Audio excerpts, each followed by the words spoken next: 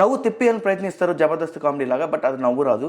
కొన్ని సీన్లు ఎందుకురా బాబు ఈ కామెడీ అవసరం, ముందు తీసే ఇక్కడి నుంచి అని అన్నట్టు అనిపిస్తుంది అనమాట. రేపు ఉస్తాద్ భగత్ సింగ్ లో వస్తుంది అనమాట, అది తెరీ రీమేక్ అని అందరికి తెలిసిందే. భయం వేస్తుంది ఈ బచ్చన్ సినిమా చూసిన తర్వాత ఆ సినిమాని చెడగొడతారని. హాయ్ ఫ్రెండ్స్, ఇప్పుడే మిస్టర్ బచ్చన్ సినిమా చూసి వచ్చాను.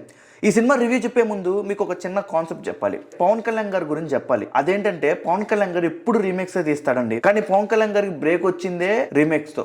ఖుషి దగ్గర నుంచి గబ్బర్ సింగ్ ఇలాంటి సినిమాలు చాలా బ్రేక్ వచ్చాయి దానికి. తర్వాత కొన్ని రీమేక్స్ తీశారు, అవి పోయినాయి. తీర్మార్ గానీ భీమ్లా నాయక్ ఇలాంటి సినిమాలు తీశారు, బట్ పోయినాయి అనమాట. ఇప్పుడు మళ్ళీ ఇంకో తేరీ సినిమా తీస్తున్నారు హరీష్ శంకర్ డైరెక్షన్ లో. హరీష్ శంకర్ చూస్తే నాకు భయం వేస్తుందండి, ఎందుకంటే హరీష్ శంకర్ గారు రీమేక్లు బాగా హ్యాండిల్ చేయగలరు, ఆయన ఫీల్ అవుతారేమో కానీ ఎందుకు ఒక గబ్బర్ సింగ్ లేకపోతే 2-3 సినిమాలు ఆయన రీమేక్ సినిమాలు తీసిన తర్వాత ప్రతి సినిమా నాకన్నా తోపు ఎవరు లేరని అనుకున్నాడేమో తెలియదు. కానీ సార్ ఒకటైతే చెప్తున్నాను సార్, ప్రతి దానికి రీమేక్ వెళ్ళకూడదు సార్. నా అభిప్రాయం, మీ అభిప్రాయం మీది, బట్ ప్రతి దానికి రీమేక్ అనే వెళ్ళకూడదు సార్. ఎందుకంటే ఒకసారి ఆల్రెడీ రైడ్ అనే సినిమా చాలా మంది చూశారు, తేరీ అనే సినిమా చాలా మంది చూశారు, తెలుగులో కూడా వచ్చింది. తర్వాత అదే కాన్సెప్ట్ తీసుకొని నా స్టైల్లో నేను చూపిస్తానంటే జనాలకు బోరు కొడుతుంది సార్, నచ్చపోతే. ఎందుకు ఈ బచ్చన్ సినిమాలో ఎక్స్పెషల్ గా చెప్పాలంటే కొన్ని సరే చెప్తాను. ముందు ఈ పవన్ కళ్యాణ్ ట్రాక్ అయిపోయి, పవన్ కళ్యాణ్ గారు తేరీ సినిమా రీమేక్ రేపు ఉస్తాద్ భగత్ సింగ్ లో వస్తుంది అనమాట, అది తేరీ రీమేక్ అని అందరికి తెలిసిందే. భయం వేస్తుంది ఈ బచ్చన్ సినిమా చూసిన తర్వాత ఆ సినిమాని చెడగొడతారని. ఎందుకంటే పవన్ కళ్యాణ్ గారి సినిమా తీరు,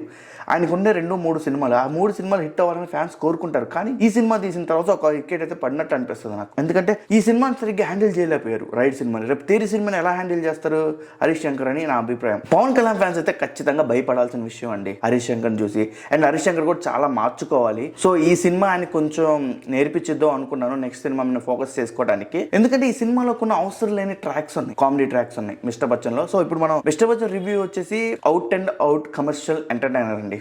అంటే కూర్చొని లాజిక్స్ మర్చిపోయి అని నవ్వుకునే సినిమా. అన్ని సీన్లు అయితే కావండి, కొన్ని సీన్లు బోర్ కొడతా ఉంటాయి, నవ్వు రాదు. నవ్వు తిప్పేయాలని ప్రయత్నిస్తారు జబర్దస్త్ కామెడీ లాగా, బట్ అది నవ్వు రాదు. కొన్ని సీన్లు ఎందుకురా బాబు ఈ కామెడీ అవసరం, ముందు తీసే ఇక్కడి నుంచి అని అన్నట్టు అనిపిస్తుంది అనమాట.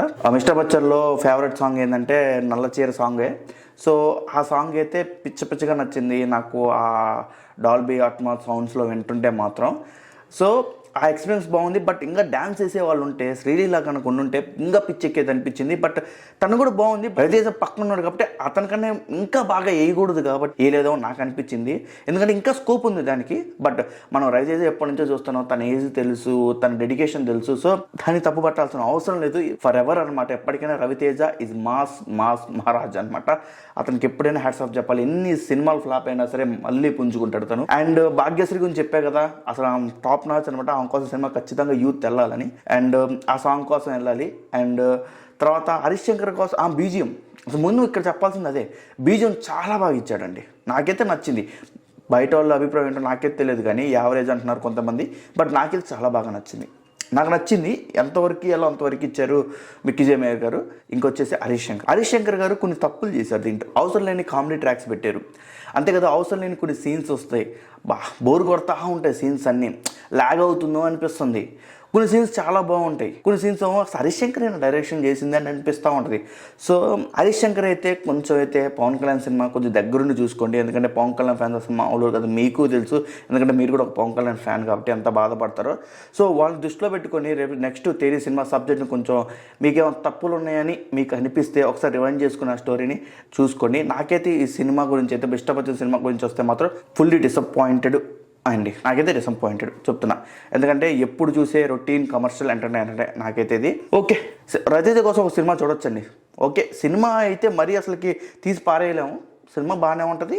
అలా అని చెప్పేసి ఏదో ఎక్స్పెక్టేషన్ పెట్టుకోమాకండి, జస్ట్ వెళ్ళామా వచ్చామా అంతే. సో ఈ రివ్యూ మీకు ఎలా అనిపించిందో కింద కామెంట్ బాక్స్లో కామెంట్ చేయండి. అంతేకాదు ఈ వీడియోని మీ ఫ్రెండ్స్కి షేర్ చేయండి, లైక్ చేయండి, షేర్ చేయండి, సబ్స్క్రైబ్ చేయండి.